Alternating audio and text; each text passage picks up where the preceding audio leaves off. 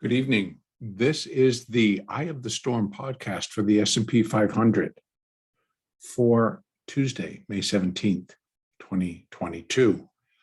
The S&P, like the NASDAQ, continues to follow through on tracing out a small, minute wave 2 counter trend bounce.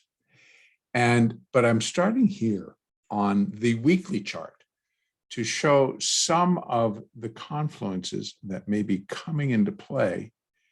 I'm going to be adding one additional just retracement of this whole move.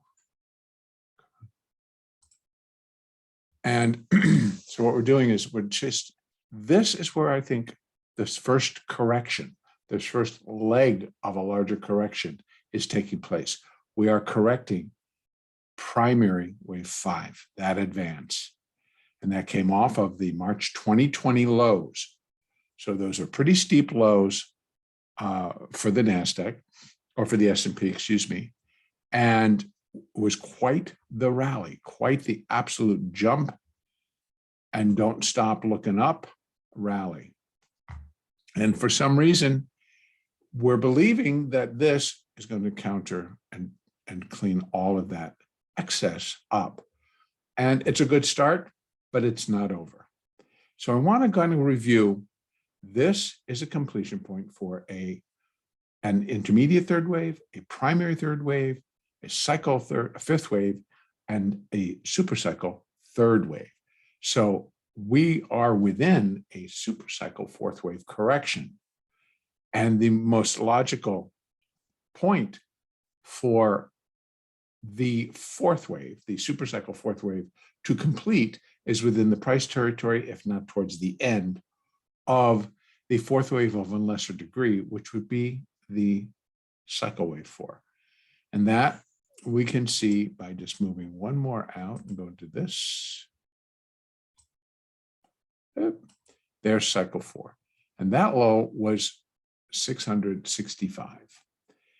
And so anywhere within this territory, as long as the structure fit.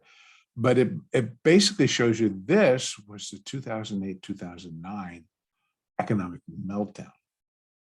We saw a lot of things happen, but we all survived. And this is the area I'm talking that the entire correction will complete. The entire fourth wave correction will complete here. And then we'll turn and we will start hiking once again to new all-time highs in a supercycle wave 5. And then we'll be completing a much larger picture. And the big correction after all this is done is going to be, you don't want to be around. In any case, this is where I feel eventually, but this is now years. Okay? It took 13 years to get up here. It's going to take a little bit more than 5 or 6 months to correct it. So let me go back down to that weekly chart. So let's see where we might have. So we have that so far the S&P is coming down pretty close to putting in a 38.2% retracement down of that huge rally off of the 2020 lows, March 2020. So it's already come back almost 40%. Right below all of this, we have the weekly 200 moving average at about 3,700, just below. That's also going to be support. So I'm now going to put this together that we have 50% retracement, Fibonacci retracement at 3487, 618 at 3175. How low can it go? Well, I'm expecting it to come within this price territory, and more often than not towards the lows. But we have 2945, 3175. They're pretty high on my candidate list to put in this first leg down, this first primary wave A. And once that's complete, if it comes down in 5, the B wave rally, while powerful, should not be expected to move to new all-time highs. If and by any chance that the alternate view, which gets run in conjunction with the preferred view, and I'm just going to kind of try to open this up a little bit so we can see inside, that we're looking for the first one up, the primary wave A. But if this turns into intermediate wave A, intermediate wave B of that primary wave A, and we're in the C wave will carry the exact same characteristics. I would suspect that we get down to 3487 to finish that C wave, or to finish the intermediate third wave.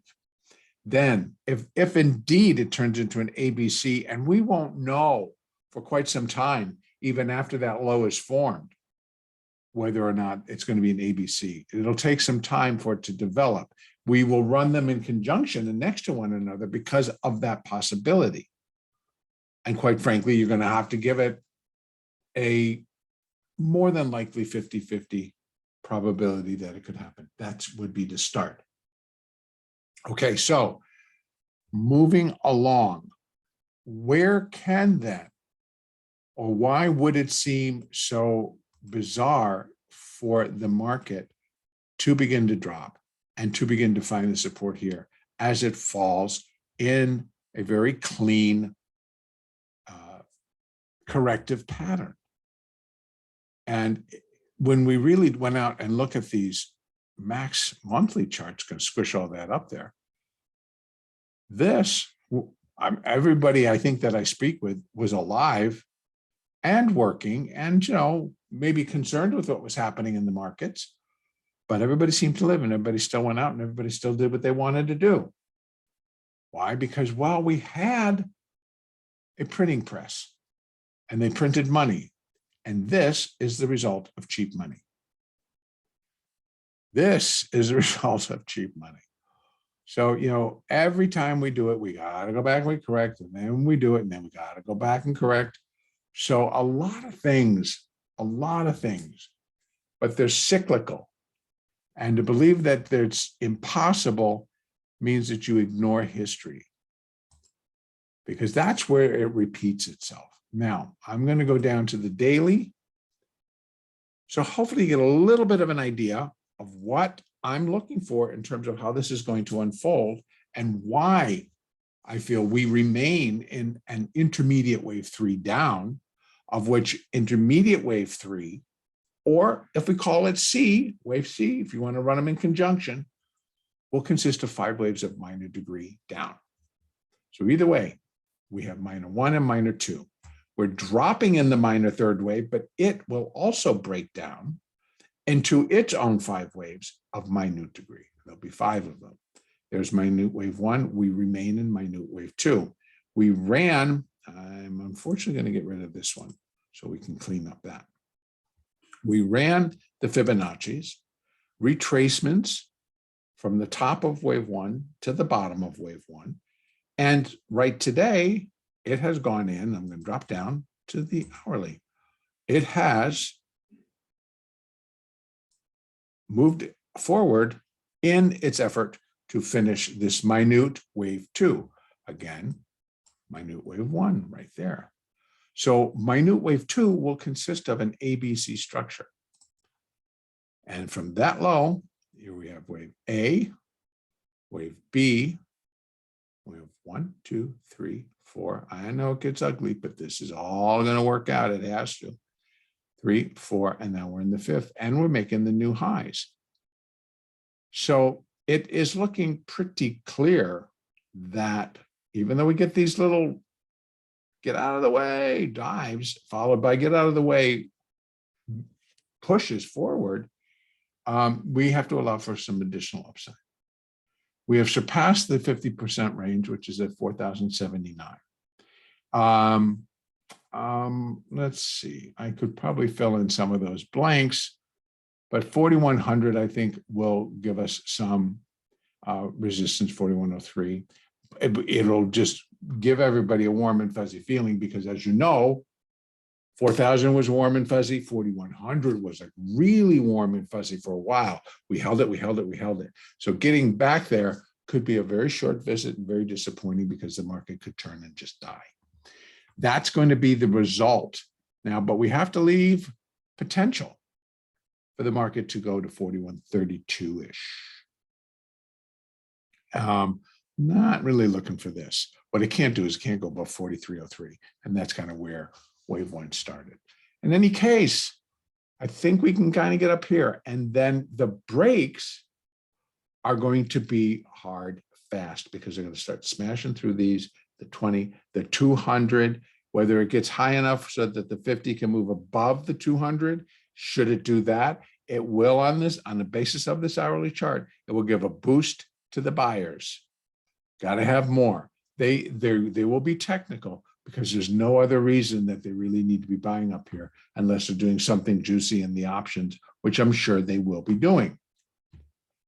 So, but there aren't a lot of bullish factors to continue to propel the market higher outside of what happens in its derivatives. The derivatives can remain very bullish, and in that case, that's where they're going to come in. And in that case, that's where you're going to find the premium sellers. And when they're selling the call premium, they're buying the underlying. And if they do that in enough stocks, you got a whole index that's going to come flipping and flying and running up. So 4131, 4170, that would be a pretty strong push because I think it all starts here, and that's the C wave. So I think we're getting towards the end of the C wave. We shall see. Turn down, starts breaking all the way down, breaks the 50, breaks 3960. Eventually, without much hesitation or problem, the S&P should break below 3855, which is the current low for minute wave one, and start to really unfold in this minute third wave, which also coincides with the minor third wave, which is in action, and the larger intermediate third wave, which is also still in action. So tomorrow, leave opportunities for the upside. If it's slow and iffy like this, you might want to stand aside until the market is extremely clear on intent and how quick it will get there. We have our downside scenario, we have our upside scenario. Continue to trade using moving averages. Have a great trading day tomorrow, and the next update will be on Wednesday, May 18th.